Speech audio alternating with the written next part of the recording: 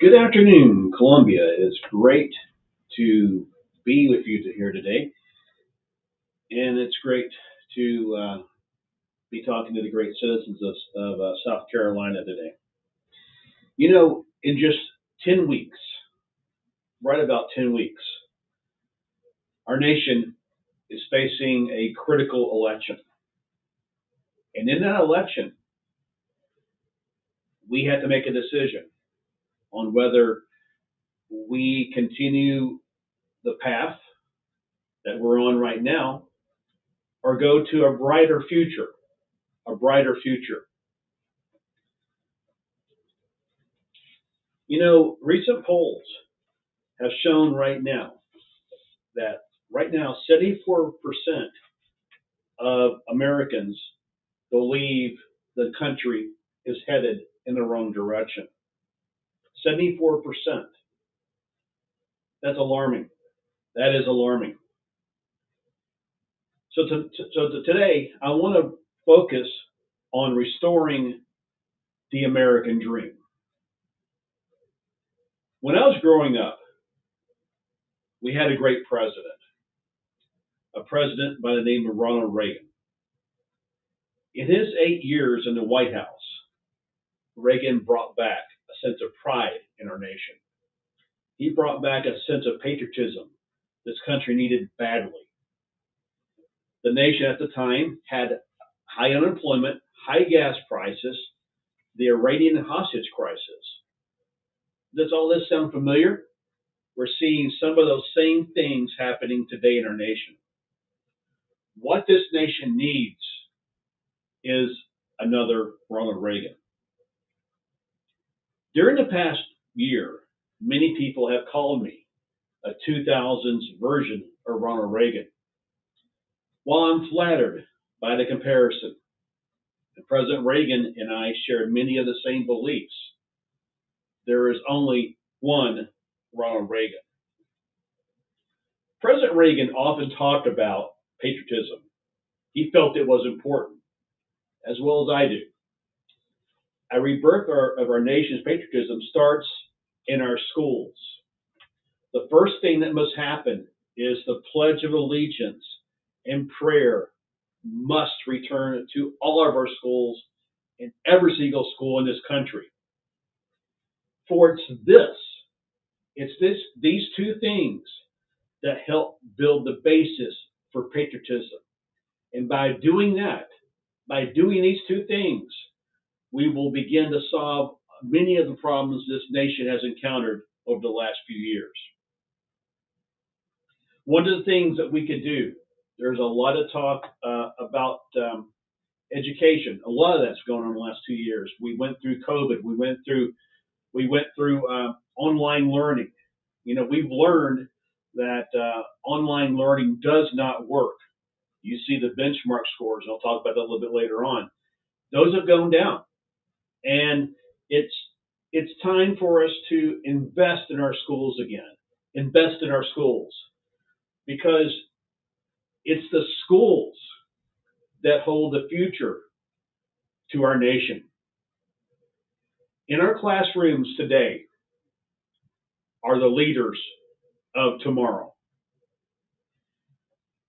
There's been all this talk about using COVID relief funds for this and for that. Why don't we use COVID relief funds to spend more money to hire more teachers? Not only that, let's give teachers more pay. I am 100% for that, not only because I'm married to a teacher, but I strongly believe in education. Teachers do way too much for so little.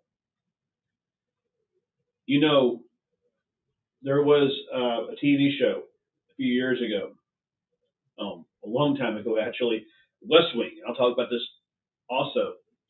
West Wing, actor Rob Lowe, he was one of the characters in this show, and he gave a quote. They were talking about an education bill, and one of the things he said, and this sticks with me, it stuck with me for many, many years.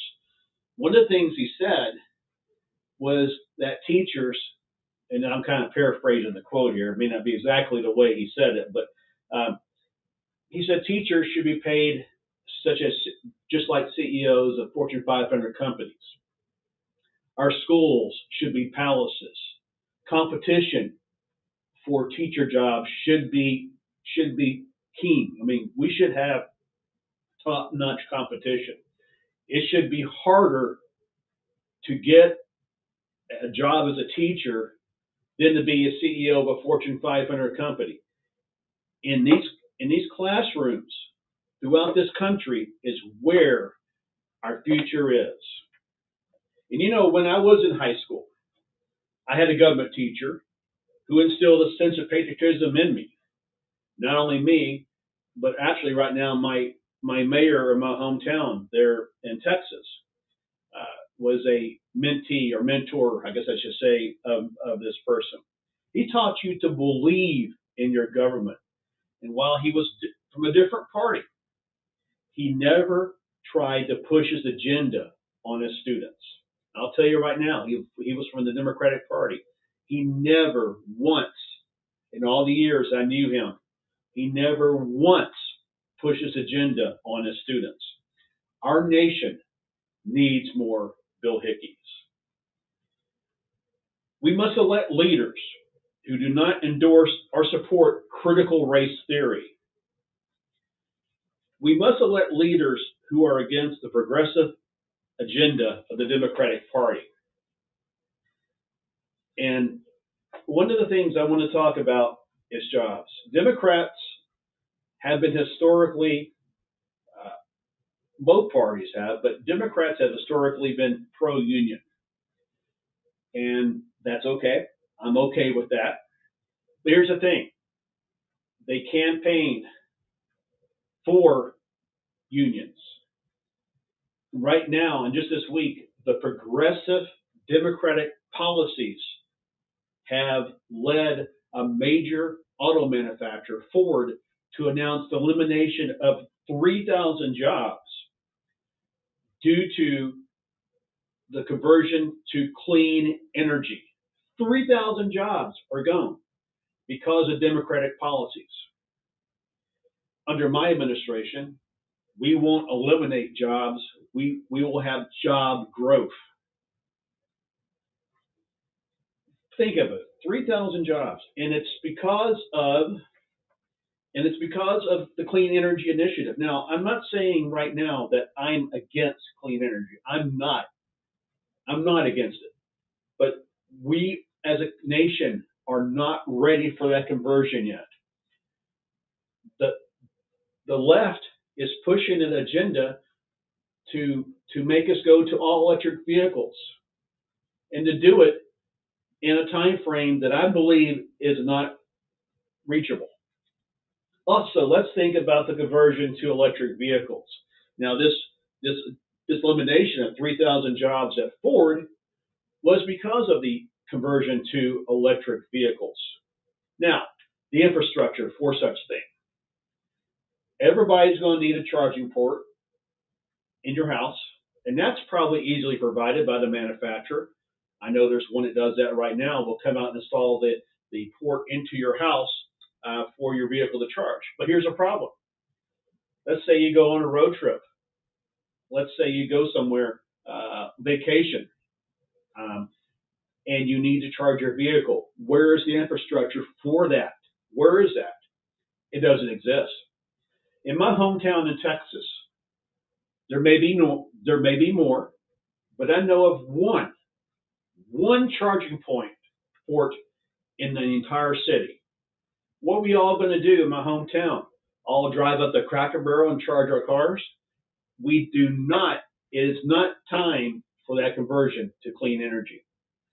Also, let's think about the aftermath of a conversion to clean energy. Think about moving away from fossil fuels and what that will do to our nation. I think about often this small town in southeastern Tennessee. Now, they were a town that came into existence because of coal mining. Their sole purpose for being that town, for being there, was coal mining. Well, after the company had mined that area, had got all the coal out, they closed shop and left the citizens there with no means to support themselves. Now you're seeing a town in southeastern Tennessee that is still reeling from this decision. You got workers that relied on that coal mine for a living. The city relied on the coal mine for a living, and overnight the company left. Could that happen to our oil industry here in this nation if we move to completely electric vehicles? Again, I want to say this. I want to make this perfectly clear. I am not against clean energy, by no means. But what I'm against is the reckless approach we're taking to do this and this agenda by the Democratic Party. When it comes to government spending, the Democrats, they want more government and entitlements. You know where I stand. I'm for less government and an end to social welfare. You know, the pandemic in the last 2 years, a lot of things happened as far as unemployment and such. You know, the Pandemic Unemployment Assistance Act that was put in place, that had to be put in place at the time because our nation, our economy was shut down. People were out of work. We needed to sustain. But now, 2 years plus into this, we got vaccines available. The hospitalization rates are down. People are back to work. It is time to end all this entitlements. It's a time for this to come to a stop, to turn the page, and let's move on with our journey of America, as I often call it. You know, and I mentioned this in the open. You know, one of my favorite TV shows is The West Wing. The Democratic Party of President Bartlett, and that was Martin Sheen in the show, is nothing like the Democratic Party of today. Today's party is endorsing a far left-wing agenda, something this nation does not need. When it comes to government spending, the Democrats want more government and entitlements. I'm for less government and an end to social welfare. Like I've said, it's time for all that to end. In the last 2 years, our nation has experienced a pandemic not seen in many years. Matter of fact, not seen since the Spanish flu. Many government assistance programs were put in place. They needed to be put in place. But now our nation is seeing decreasing number of infections, like I just mentioned, from COVID. It is time for us to go back to work. Just the other day, I stopped by a local restaurant back home in Texas. As I went to open the door was locked. A sign simply said, closed 1 hour due to staffing shortage. My friends, my fellow Americans, there are 10.2 million jobs available. The latest figures show 10.2 million jobs available in this country. There is not a shortage of jobs. We have to get America back to work. Our schools are still rebounding from the pandemic. The latest information shows a drop in scores on benchmark tests. We learned during the pandemic that remote learning, while valuable during the early days of the pandemic, it does not have a place in today's classroom. Neither does the political agenda of a left-wing party. The polarization we are seeing in our nation because of the pandemic must stop. There's so much of that going on throughout our country. There's still hatred going on. There's so much polarization. We're disliking people because they wear a mask. We're talking about them because they wear a mask. We're asking. We're not being American the way we should be. We must learn to respect each other, once again, in each other's opinion. We've come so divided, And hatred has increased across our country. We see that on an everyday basis. It's time for that to stop. My friends, in our nation's 245-year history, we have accomplished great things during such times as the pandemic. Mankind's greatest achievement was accomplished during the Vietnam War, the moon landing. And soon, within the next few years, NASA will be sending men and women, yes, I said women, back to the moon. This was all achieved during a pandemic. We can once again achieve great goals during a pandemic only if we come together as one. Come together, quit the hatred, quit the bickering, quit the polarization, and come together as one. Let's start respecting one another again. Let's reach out to our brothers and sisters and shake their hands. Let's once again become the nation that President Reagan often talked about, that shining city on a hill. In Matthew 5, verse 14, Matthew says, "You are the light of the world, like a city on a hilltop that cannot be hidden."